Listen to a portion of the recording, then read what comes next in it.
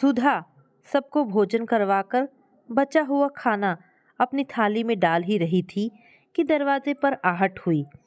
रसोई घर से ही झांक कर देखा तो पाया देवर सुमित बहुत सारा सामान हाथ में लिए चला आ रहा था। भाभी को देख वह रसोई घर की तरफ ही आने लगा। सुधा झट से बाहर निकल आई। अपने कपड़ों की सिलवट ठीक करते हुए मंद मुस्कान से उसका स्वागत करते हुए बोली, लल्ला जी, इस वक्त कैसे? आज आप ऑफिस नहीं गए? सुमित धीरे स्वर में बोला, भाभी आप अभी यह सामान रख लीजिए, शाम को भैया आएंगे तो आकर पूरी बात बताऊंगा। मैं अभी जरा जल्दी में हूँ। हाँ माँ, और पिताजी को मेरे यहाँ आने का जिक्र मत करना। ऐसा कहकर सुमित पलटकर जल्दी से चला गया।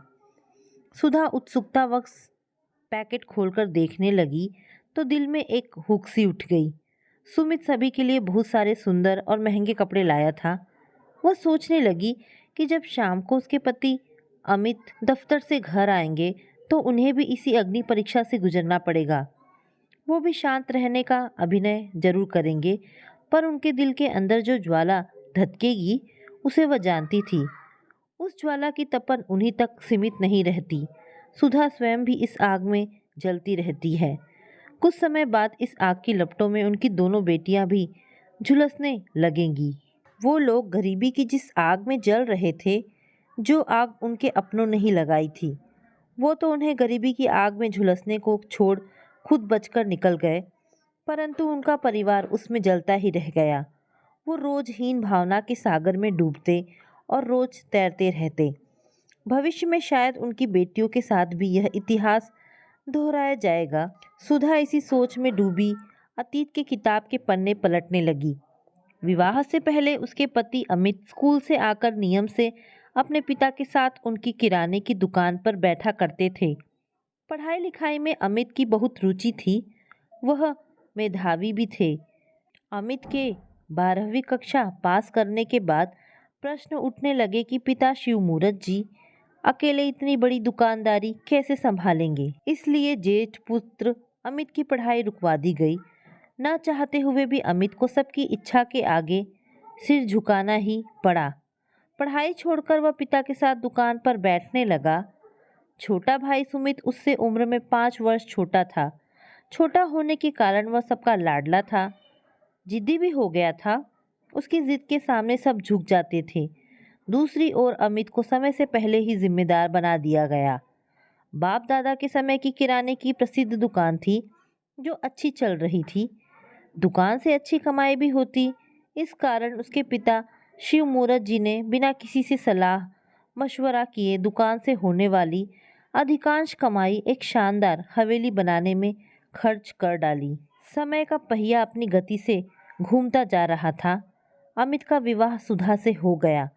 सुधा सामान्य से परिवार की बहुत सुंदर और गुणी लड़की थी। समय बदला, देश में उन्नति के नए नए रास्ते खुलने लगे। अब उनकी दुकान के पास ही शानदार जनरल स्टोर और बिग बाजार भी खुल गया। शिवमूर्त जी तो भव्य हवेली बनाने में पहले ही बहुत पैसा लगा चुके थे। अमित ने अपने पिता को सलाह दी, अब हमें भी अपनी दुकान को नए रंग ढंग में आधुनिक तरीके से बदलने की बहुत आवश्यकता है। परंतु उसके पिता शिवमूर्त जी बहुत हठी व्यक्ति थे। अपनी हठ धर्मिता के समक्ष उन्होंने अमित की एक न सुनी। उन्हें अपने पुरखों के द्वारा बनाई दुकान से इतना मोह और प्यार था कि उन्होंने अमित के प्रस्ताव को सिरे से ही खारिज कर दिया। वह दुकान में किसी भी तरह की तोड़फोड़ करना सहन नहीं कर सकते थे। वह अपनी बात पर अड़े रहे।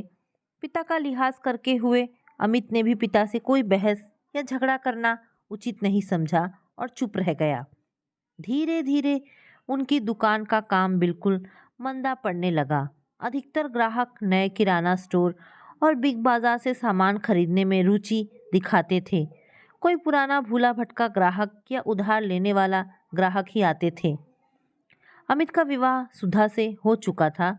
अमित मेधावी होने के बावजूद भी केवल कक्षा 12वीं तक ही पढ़ पाया था। घर का बड़ा बेटा होने की उसे इसकी यह कीमत चुकानी पड़ी थी। कोई चारा न देखकर दुकान बंद करनी पड़ी। पिता ने इस सदमे में खटिया पकड़ ली। अपनी जिद के कारण वह दुकान को किराए पर भी चढ़ाने को तैयार न हुए। परिवार का पूरा भार अमित के कंधों पर आ पड़ा। सुमित अभी पढ़ ही रहा था, ऐसे में अमित के हाथ पैर फूल गए। अब वह परिवार कैसे चलाए? उसकी पत्नी सुधा बहुत धैर्यशाली, सुशील और समझदार लड़की थी। उसने अमित को कोई नौकरी खोजने की सलाह दी। अमित ने पहले टाइपिंग सीखी। वह रोज पड़ोस वालों से अखबार मांग के लाता और जहां उसको योग्य रिक्त स्थान होता वहीं आवेदन कर देता। जान पहचान वाले सारे महत्वपूर्ण लोगों की जानकारी भी जुटाई कि कोई जान पहचान वाला ही नौकरी दिलाने में सहायता कर दे। इस परेशानी में भटकते हुए एक दिन उसे पिताजी के एक पुराने और खास दोस्त मिल गए। वह अमित से बहुत स्नेह रखते थे। अमित की सारी कहानी सुनकर उन्होंने बड़ी दौड़ भाग करके अपने प्रभाव से एक सरकारी ऑफिस में अमित को क्लर्क की नौकरी दिला दी। नौकरी पाकर अमित और सुधा ने पिताजी के दोस्त को ढेरों धन्यवाद दिया। वे मंदिर जाकर प्रसाद भी चढ़ा आए। घर में जब पिता शिव मूरत जी को उन्होंने यह खुशखबरी दी तो वह खुश होने की जगह बहुत क्रोधित हो उठे। उनका चेहरा तमतमा उठा और बोले, तुमने तो अपने खानदान की लुटिया ही डुबो दी। इतनी पीढ़ियों से चल रही दुकान बंद करके अब यह क्लर्की करोगे, वह भी मेरे पुराने दोस्तों के आगे गिड़गिड़ाकर भीख मांगकर। तुमने यह नौकरी मिली है, तुमने हमारी इज्जत मिट्टी में मिला दी। अमित अपने पिता की बहुत इज्जत करता था। कैसे बताता कि उसने पिछले दिनों में कितनी परेशानियों को झेला है, इसलिए चुप रह गया।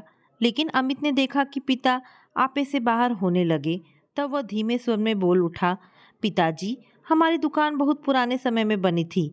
अब समय की मांग के अनुसार उसमें कुछ सुधार, कुछ नयापन लाना बहुत जरूरी था। मैंने बहुत बार आपको इस बारे में मशवरा भी दिया, परंतु आपने अपने पूर्वजों की दुकान में किसी तरह की तोड़फोड़ करने, उसका नवीनीकरण करने से इनकार कर दिया। आपने सारी कमाई आलीशान हवेली बनाने में लगा दी।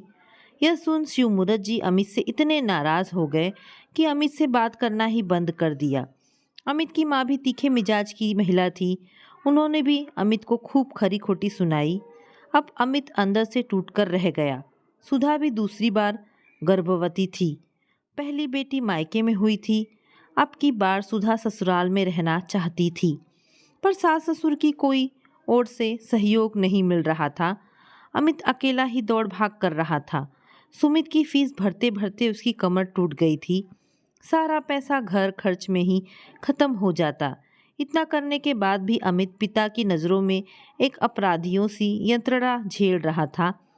प्रसव का समय पास आ गया था। मजबूर होकर सुधा ने दुखी हृदय से शादी में मायके से मिले झुमके की जोड़ी अमित के हाथ में पकड़ाकर प्रसव का प्रबंध करने को कहा। कोई चारा ना देख अमित ने झुमके गिरवी रख कुछ रुपया जुटाया और सुधा के लिए प्रसव का सारा इंतजाम किया।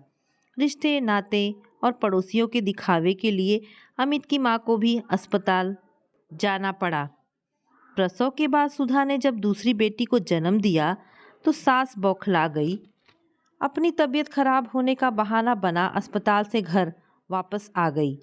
सुधा नर्सों के रहमो करम पर अकेली पड़ी रही। अब सुमित की पढ़ाई भी समाप्त हो चुकी थी। उसे बड़ी बड़ी कंपनियों से नौकरी के मौके मिलने लगे थे। सुमित ने वापस आकर अपने बड़े भाई अमित और सुधा भाभी को जब जीर्णहीन हालत में पाया तो दंग रह गया। दुकान बंद कर देने की सूचना तो उसे हॉस्टल में मिल ही चुकी थी, परंतु दुकान बंद होने पर भाई और पिता के बीच हुई भयंकर कलह से वह पूर्णतः अनभिज्ञ था। अमित की माँ आए दिन अमित की दोनों बेटियों को बेवजह कोसती रहती। वह कहती, बेचारे अमित की छाती पर दो दो बेटियां बिठाकर रख दी। यह सुनकर हमेशा शांत रहने वाली सुधा भी तड़प उठी। पहली बार उसकी भी जुबान खुल गई। वह बोली, माँ, मेरी बेटियों को आज के बाद न कोसना, वरना परिणाम ठीक ना होगा। घर में कलह का बीज अंकुरित हो चुका था। घर में नित्य ही झगड़ा होने लगा था। यह देख पिता शिवमूरत जी ने हवेली को 2 भागों में विभाजित कर दोनों बेटों में बांट दिया। वह स्वयं पत्नी सहित सुमित वाले भाग में रहने चले गए।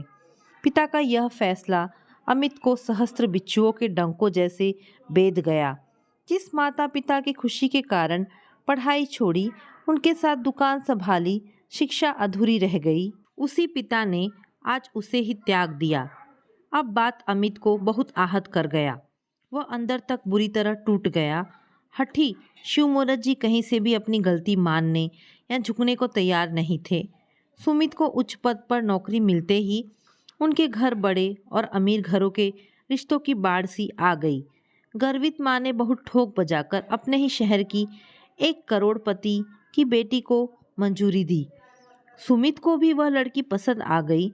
सगाई से पहले एक दिन माँ ने दोनों घरों को जोड़ने वाले गलियारे में आकर उच्च स्वर में अमित और सुधा को सुनाकर बोला, सुमित अपने भाई और भाभी को भी समझा दो, जो बड़े घर रिश्ता तय हुआ है, कपड़े लते सोच समझ के खरीदें, कहीं समधियाने में हमारी नाक न कटवा दें। मैं तो कहती हूँ उनके लिए तू ही खरीदारी कर ले। अमित ऑफिस जाने के लिए निकल ही रहा था कि उसके कानों में भी यह बात पड़ गई। उसने तुरंत सुधा से सलाह की कि छोटे भाई की शादी का अवसर रोज रोज तो आएगा नहीं, हम ऑफिस से थोड़ा लोन लेकर शादी के लिए खरीदारी कर लेते हैं। ऑफिस जाकर उस लोन लेने की औपचारिकता पूरी कर ली। बेटियों के स्कूल से लौटने की आवाज़ सुनकर सुधा वर्तमान में लौट आई। उसने जल्दी से सुमित द्वारा लाए पैकेट अलमारी में छिपाने की कोशिश की, परंतु बड़ी बेटी नेहा की निगाहें सब देख चुकी थी। वह पूछे बिना सब समझ गई। सुधा ने दोनों बेटियों को बड़े अच्छे संस्कार दिए थे। वो अपने माता पिता की तरह ही मेहनती, ईमानदार और स्वाभिमानी लड़कियां थीं। इसीलिए उसने अपनी माँ से कुछ पूछताछ नहीं की। सुधा सोचने लगी कि ऑफिस से आकर जब अमित को पता चलेगा कि सुमित सबके लिए बहुत सारे महंगे कपड़े देकर गया है, तो उसके स्वाभिमान को गहरी चोट पहुंचेगी। उसके तुरंत फ़ोन करके सुमित को अपने घर बुलाया। सुमित अपने बड़े भाई का बहुत आदर करता था। उसे मालूम था कि आज वह जो कुछ भी है अपने बड़े भाई की वजह से ही है। सुमित के आते ही अमित के सब्र का बांध टूट गया। भर्राई आवाज़ में उसने सुमित से पूछा, क्यों सुमित, क्या तुमने मुझे इतना नकारा समझ कर बैठे हो कि मैं तुम्हारी शादी में अपने परिवार के लिए अच्छे कपड़े तक नहीं खरीद पाऊंगा? सुमित को अमित और पिता के बीच हुई इस अनबन का कारण नहीं पता था। उसने सिर नीचा किए हुए कहा, भैया, मुझे तो माँ ने कहा था, इसीलिए मैं लाया हूँ। मैं यह आपका अपमान करने के इरादे से नहीं लाया था। आरंभ से ही सुमित अधिकतर पढ़ाई लिखाई के कारण परिवार से दूर ही रहा। वह दुनियादारी की बातों से अनभिज्ञ था। पढ़ाई खत्म होने वापस आकर भी उसे अधिक बातें समझ नहीं आई। उनकी दुकान बंद हो गई है, यह तो उसे पता चल गया था, परंतु दुकान क्यों बंद हुई, इसके पीछे क्या कारण थे, अमित भाई और पिता की अनबन का क्या कारण था, उसने इन बातों को जानने का प्रयास ही नहीं किया। अमित आज उसे यह सारी बातें खोलकर बताना चाह रहा था। बरसों से अपने भीतर दबे रोष को सुमित के सामने निकालकर हल्का होना चाहता था। सुमित को पिता की जिद और एक गलत वजह से हुई नाराजगी का कारण भी बताना चाहता था। उसने सुमित के आगे कुर्सी खिसकाकर उसे बैठने का इशारा किया। सुधा को सुमित के लिए चाय बनाने का आदेश दे दिया। आज अमित अपने मन में भड़कते शोलों को बुझाना चाहता था, परंतु वह कुछ कह पाता उससे पहले ही सुमित उठ खड़ा हुआ और बोला, भैया, अभी बहुत व्यस्त हूँ, बहुत काम बाकी है, फिर कभी चाय पी लूँगा। ऐसा कहकर सुमित चला गया। अमित और सुधा उसे अवाक देखते ही गए। दोनों बेटियां भी पर्दे के पीछे में सब देख रही थीं। सुमित का विवाह शहर के प्रसिद्ध रईस महेंद्र सिंह की बेटी से बहुत धूमधाम से संपन्न हो गया। सुधा और अमित ने बड़े उत्साह से विवाह के हर रीति रिवाजों को अच्छे से निभाया। सुमित की दुल्हन की मुंह दिखाई की रस्म में सब रिश्तेदारों ने बढ़ चढ़कर उपहार दिए। सुधा और अमित ने भी लोन में लिए रुपए से एक सुंदर सोने की अंगूठी सुमित की पत्नी माया को पहना दी। माया पढ़ी लिखी अमीर घर की लड़की थी। उसने अपनी सुविधा के अनुसार घर में कुछ जरूरी बदलाव किए। वह अपने साथ नौकर चाकर भी लाई थी। माया के दबदबे से शिवमूरत जी का चिल्लाना भी धीमा पड़ गया था। सुमित आते जाते उन्हें सभ्यता के पाठ पढ़ाता रहता, जैसे चाय सुड़क सुड़क कर प्लेट में डालकर मत पीना। पिताजी घर में लुंगी बनियान पहन अधनंगे नहीं घूमे। माँ भी घर के नौकरों से इज्जत से पेश आए। कुल मिलाकर उन दोनों को एक बनावटी जीवन जीने को बाध्य होना पड़ गया। जहाँ एक और माया राजरानी सी बनी ठनी रहती, उधर सुधा सीमित साधनों में किसी तरह गुजारा कर रही थी।